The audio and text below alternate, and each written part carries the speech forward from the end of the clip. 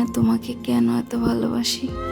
হয়তো সব ভালোবাসার কোনো কারণ থাকে না, কিছু মানুষ অজান্তেই হৃদয়ের সবচেয়ে গভীর জায়গাটা দখল করে নেয়।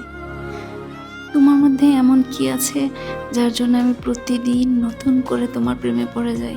আমি সত্যিই জানি না। হয়তো তোমার চোখের মায়া, হয়তো তোমার হাসির শান্তি, কিংবা শুধু তোমার নামটাই আমার হৃদয়ের জন্য এক টুকরো প্রশান্তি।